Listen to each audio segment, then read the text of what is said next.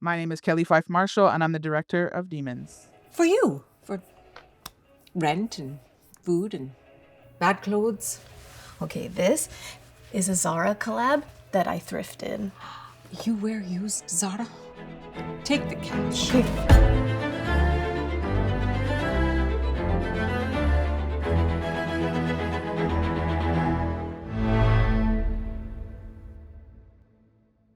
So I met Preeti when I was doing Bria Matt Gets Alive, and I was the director for her scenes.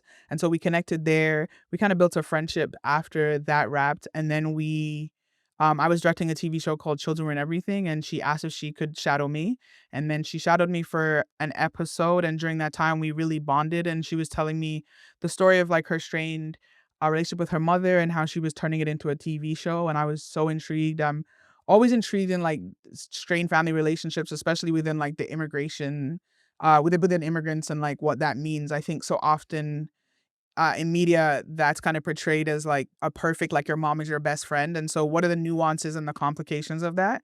And so I was like, listen, when that comes through, like let me know. And then she sent me the pilot script, which is and then the short is the last scene of the pilot.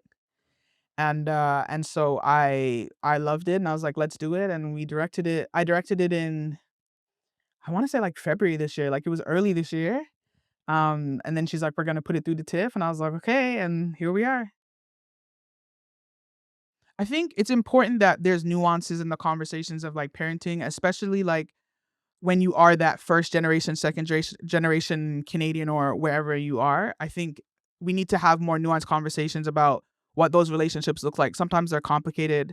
And I want to incite those conversations. And I feel like a lot of times, if you don't feel like, you have a closest relationship with your parents, you feel like you feel bad in yourself. What are you doing? And you're trying your best to be your best self, and you're trying your best to like attain a career in the way, or your family in the way that you need to. And I think there's a relief in knowing you're not the only one, right? And so I want folks to watch that and feel relieved that they aren't the only one, but then also incite those. They can go home and say, "Hey, mom, I watched this," or "Hey, dad, I watched this, and this is how this happened," and like, do you want to talk about it? Any way I can incite a conversation, that's what I want to do. I live so deeply with the characters that I write. So when I come and I just see it on the page, I don't get to live as deeply with them. So I do speak a lot with the writer as much as I can and ask as many questions and just kind of understand what their intention is and what they want from this. And so even though my journey to that might be a little bit different, as long as we get to that final result, I feel like we're in a good place. And for this, when I read this with Preeti, I read the whole pilot and then I read the series. And that was important to me because this was a teaser, right? And we needed to know what I was teasing. And so I wanted to kind of understand the whole series, understand the pilot, so that when we do the teaser, what is it teasing? And how can we make that work? So the first step is just reading that script. I like to read a script the first time, but three times. And so I read it the first time as like a viewer. The second time I take notes on what stood out to me. And then the third time is my question pass. And then I like to go back to the writer, have conversations with them about, again, intention, why they wrote it, what they want from it, who are these characters to them, and what is their relationship. And then it's just about like sitting down and kind of going through the prep process, trying to put all the pieces together. I know what DP is best for what project. Super excited that this year we got to work with Ashley Iris Gill, who's like one of the only Black female DPs out there. So that was super cool. We had a lot of women behind this project, which was super important for us. And then kind of like building that project up. This one was super quick. I think like I want to say less than a week in prep. Like it was the turnaround was insane. But we were able to do it. We were able to get a lot of support from a lot of production companies. For me, it's just about being intentional. So I really need to take that moment, that first step by myself and look through that script. And then I just have notes everywhere so that when you're on set and things are going crazy, I can still look over and see my like red marker note that was like, Preeti needs to do this because this needs to shine. And so having that moment by myself is important so that when the things get crazy, I still have something to lean back on.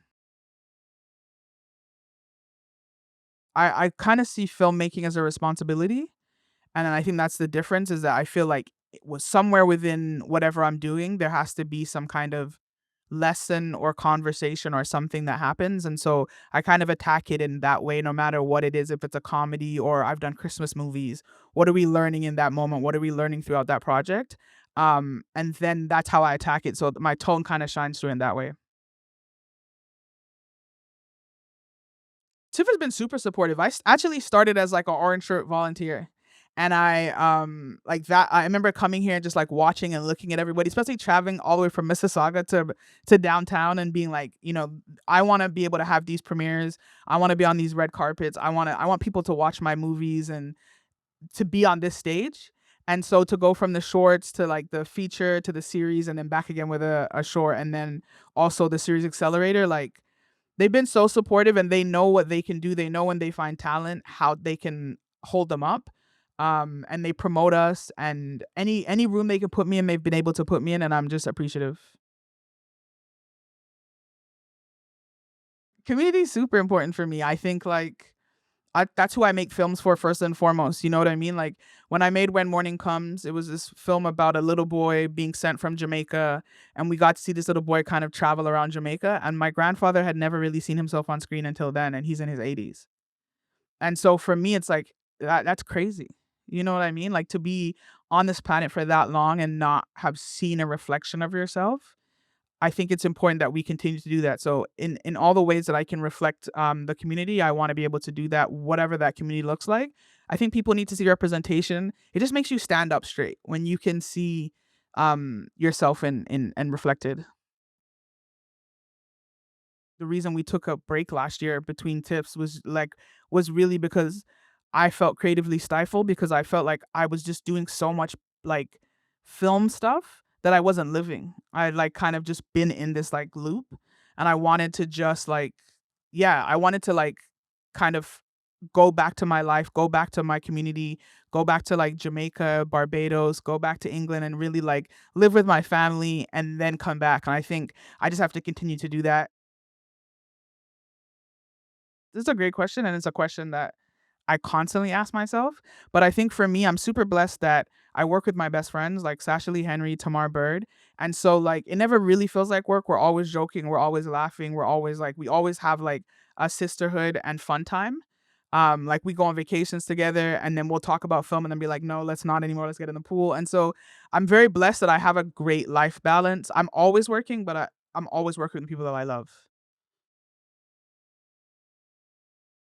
That's a great question. I think the lesson that I've brought is that I'm in the room for a reason. I think so often, especially like I look a lot younger than I am. I am sometimes the youngest in the room. I'm sometimes the only black person, the only woman so often in these rooms. And I have to remember that I'm there for a reason and that I have a lot to give and I have a lot to learn.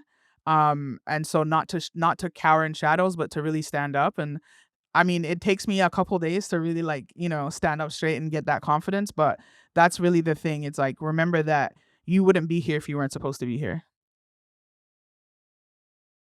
My advice would be that you find your community to work with. I think like that has made it a lot easier for me as having Tamar, having Sasha, having Eva around through the good and the bad times, like knowing that we can celebrate together, but when it's really rough, we can still have those moments.